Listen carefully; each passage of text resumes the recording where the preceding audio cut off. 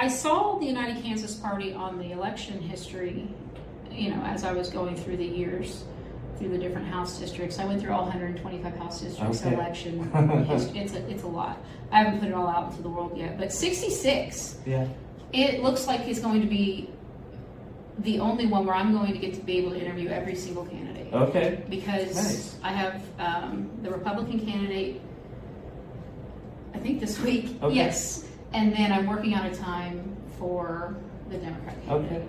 So nice. You'll get all three of us. I'll get all three of you. It's popping off up here in Manhattan. Manhattan, this district 66 is unique in that it has very divided and equally divided registration. So there's about a third Republicans, a third Democrats, and 34% unaffiliated. Mm-hmm. So it's really evenly split. Oh, they got to fight for you. Yeah, so it's a coalition district. They gotta build a coalition to win. Not your base isn't going to get you to victory here. You have to get votes that are not just from your base, but pragmatic Republicans or those change-minded Democrats, or then there's a large group of unaffiliated that are independent. Mm-hmm. I was just discussing this in a meeting yesterday, how the unaffiliated are growing. I did the math. I looked it up. Yeah. That's my new tagline. I looked it up. But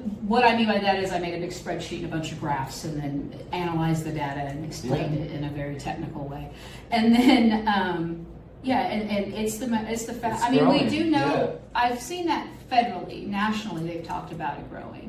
And I was like, I wonder if it's growing in Kansas. How can I find that out? And then I figured out how to find it out. And I found out it is growing faster than the other two. Yep. And it's so, the second largest block of voters. Yeah.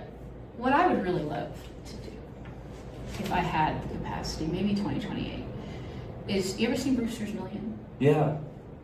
Just a none of the above. Right. If they refuse to put somebody on the ballot because they deemed it with their little numbers that they're not worth the time or money or effort.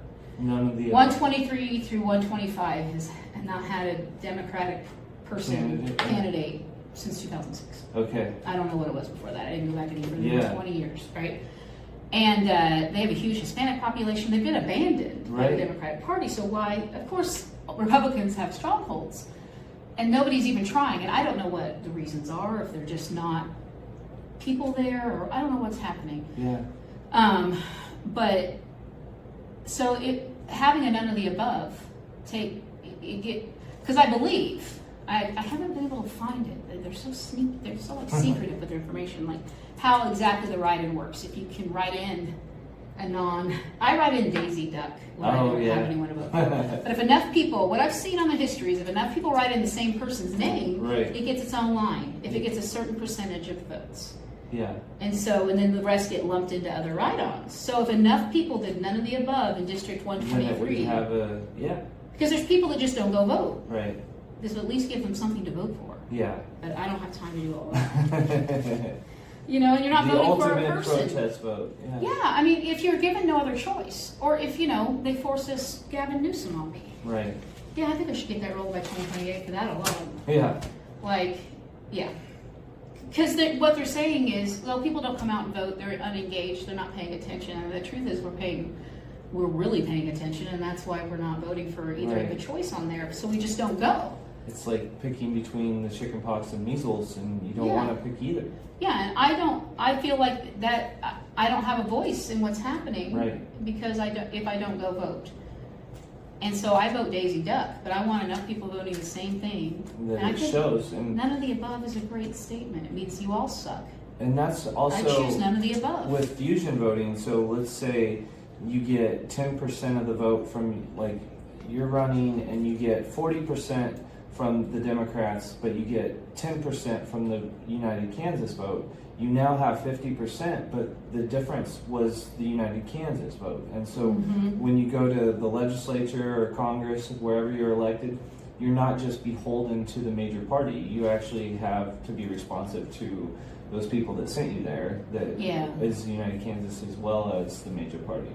It's just a way of like distinguishing yourself from. And it shows up on the ballot, like, or it shows up in the results, so you can actually see it. Yeah, people in my circles and I hear call them like establishment Democrats, establishment Republicans is what they're calling them now. Yeah. But they're the ones that we want out, either because they're corrupt and evil or because they're weak or whatever the reason is that we don't feel they're up to the challenge of governing our state right now. With This everything moment that's going on. needs all hands on deck. And needs the people that best. want to go in there to do the work. Right. I don't care if you can give a speech. I don't care how Right. slick your hair is. It's time for some I don't care how implementation much, and action. how fancy you dress. I Right. want people that are going to go in there and do the work. Exactly. That agree that the problem is like we first have to agree that the problem is a problem, Right. And then Define we the can problem. discuss the solution and disagree on maybe the way we want it handled. But if we can't even agree that the problem is a problem, Right. Then we're not doing. What are we doing? what are we doing? Yeah. And yeah, I think it's shifting, and I think organizations like yours are going to get more popular as you get the word out there and stuff because they're giving people just want another option. Right. And I think options are good. That's the whole point of the free market, right? Yeah. Options. Competition is great. Competition. It's great for democracy. Like But- it makes people stronger, better. Like their arguments are polished because they've been tested and challenged in the public square, and that's all good for our country. It's what we Yeah. need. Yeah, it's definitely what we need. I agree. All right, so let's get into.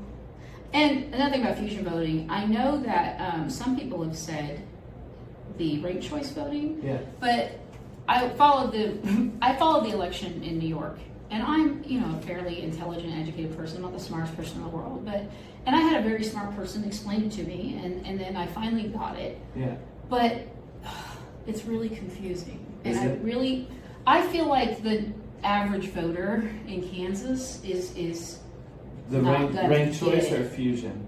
ranked choice. Okay. Yeah. They're not going to get the ranked choice. That would be Yeah. a huge education hurdle. Yeah, I think the ranked choice is it's a reform that is extra work. Like there's going to be some extra things necessary, and the legislature passed a law that says we can't do it. Yeah. So there's Same really at the federal level. at the state level. Oh yeah. Same with fusion voting then, right? They took it a long time ago. Yeah, in 1901, there's several laws that create the ban on fusion. Yeah, but they're all old. Right. They haven't been challenged Yeah. recently. And It makes more sense to me. It seems pretty simple. I Right. have two labels. They have,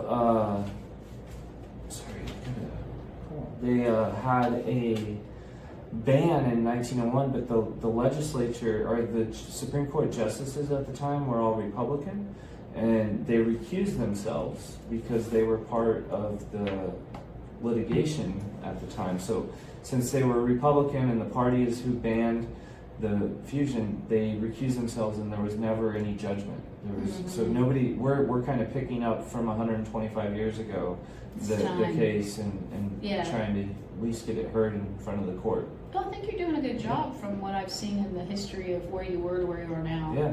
As far as how many people are registered and the number. We got over 1,000, and we've got. How long have you been doing it? Since 24, so just May of 24. So they say it takes like 10 years for something to really take off. So hopefully, Yeah. hopefully current events escalates that a little bit as people get more and more desperate for Right. just something different.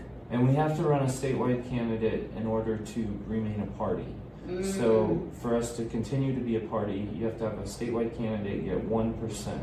Yeah. And we're looking at somebody, he hasn't fully decided, but we may have a candidate for statewide office.